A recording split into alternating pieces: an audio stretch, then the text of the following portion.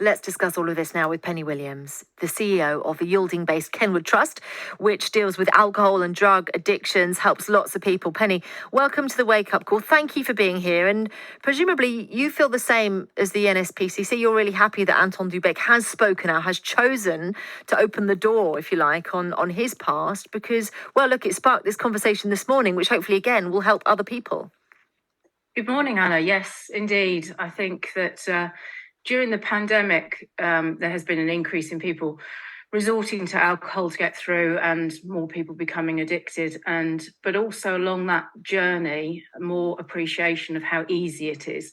And so people in the public eye that speak out, and it shows in his story that at that time he felt it wasn't something he could talk about. And hopefully more people now feel they can say what's going on and seek the help that some of your previous callers have talked about.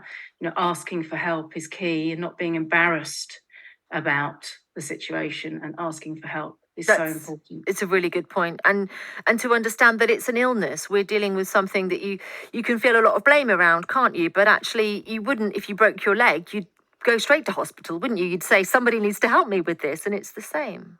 Oh, absolutely. I mean, we've campaigned for many years. Unfortunately, there is slightly more funding in our sector to help people. And referring back to one of your other discussions this morning about shoplifting and people feeding their habit, it is far better to put people into residential rehab than put them into prison, because the root of the problem is not being dealt with. That means that they're becoming addicted, which then means that crime can increase. And that's a big frustration for us, that education in schools and then more funding to put people through residential rehab is definitely the answer to change. Well, it was interesting, actually, and brilliant to talk to both Terry and Gary earlier on. I don't know if you heard our conversations, but they could both trace, actually, their alcoholism back to trauma. That's where it started. So, yeah, you're going to need specialist help, aren't you, to deal with that, to help you to uproot it. It's very difficult to go deep into the psyche and try to heal.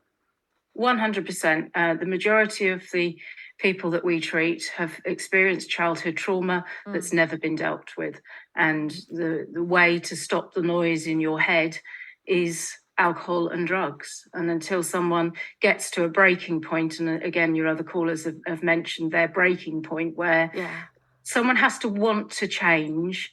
And then residential rehab is really one of the main ways to get that change, take people out of their environment. I talk about it being a reboot, giving people a chance to work on themselves and actually feel that they're worthy. That's the big challenge with changing people's mindset as well, that they're worthy of recovery, and that actually whatever happened to them as a child wasn't their fault, and that they do deserve a life without drugs and alcohol. Just going back to what you said, what percentage of people had experienced childhood trauma?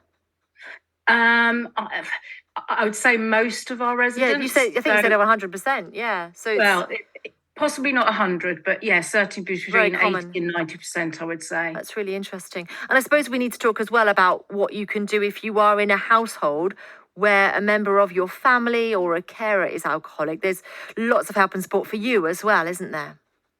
Yes, indeed. There are many organisations that help families. We at Kenwood Trust are one of those organisations that give family support. And it is difficult because, as I said earlier, unless someone actually wants to change, they have to want to do it themselves. So as a family member, it can be so upsetting. We get a lot of calls actually from parents of between 18 and 24-year-olds, which, they're classed as adults and there's nothing they can do, and they live under the same house. It is very traumatic in itself. But there are lots of organisations that can help and support. It's part of the deception, I suppose, of the addiction, that the person who's suffering won't see it. They'll be the last person to see it. Yes, and they don't want to see it. I think, again, the addiction takes hold. And I think one of your other callers said, you have to take it day by day. The thought of not being able to have alcohol for the rest of your life is overwhelming. But if you take it day by day in recovery, that's the way that you can overcome the real damage that addiction does. And actually, it's just another brilliant reason, actually, for people to speak out, isn't it? Because it was Terry who said that, hearing his story is going to give hope to a lot of people who perhaps feel a bit desperate right now. When you see somebody who has overcome, who has gone on that journey, it can be you next, right? There is a route, and there are tools in the kit, if you like. Yes, and I think hearing from these people are always an inspiration and can help people reach out because they see others that have been through maybe similar circumstances and have turned their lives around. And there is always hope. And I think Gary said, there's always people out there that can help you. Yeah, and I suppose we should reflect actually on the outpouring of love for Anton Du Beke. The people I think sometimes are, yeah, well, he was embarrassed to speak out, wasn't he, as we mentioned before? But actually, we don't need to be because everyone's there wanting to support and lift up and help people. Yeah, and that's why it's so important that people in the public eye speak out. Yeah. Because they do get the support, they do get people thinking about their own situation, perhaps, and that it isn't embarrassing. I mean, that's the big thing, isn't it? Everyone feels that it's embarrassing that this is happening. It must be only me. The more that you realise that there is a lot of people going through these challenges, it gives you maybe more confidence to reach out and ask for help. Absolutely. And on that point, very important final question then for you, Penny. How do people reach out? If there's anyone listening thinking, I don't know where to turn right now, what would you say to them? It depends on the circumstances, but often GPs are a good starting point. There are many organisations, AA, and other. I think you mentioned you've got a list on your website. Yes. So Yeah. it depends what you need, but just reach out to some of these organisations that are out there that can help guide you. Penny, thank you so much. Really important we had this conversation this morning. A frivolous one before you go, if I may. What was the last thing you watched live on television? Oh gosh, It's tricky, isn't it? It's really, I had to think quite hard this morning. Yeah. Yeah, I don't watch a lot live. You're absolutely Yeah. right. I suppose it tends to be news that I will sometimes tune into the TV news just to get an update. But no, programs generally I don't bother with. We catch up. Yeah. Listen, Penny, good to talk to you. I'm sure we'll talk to you again in due course here on the Wake Up Call. That's Penny Williams, then CEO of the Yielding-based Kenwood Trust, who, as you've heard, help people with alcohol addictions.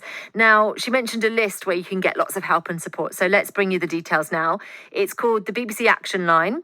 And it's online. It's bbc.co.uk/action line. Really easy to access. And then you'll find the full gamut, whole list of people who are just there waiting for your phone call, waiting for you to drop them a line. Maybe you just want to send them a little message saying, look, can you help me? Can you support me? Yes, they can. They are there for you. And really important for you to know that you're not alone in this. There are so many people, including us here at the Wake Up Call, who will get you through. So there's always hope for the future.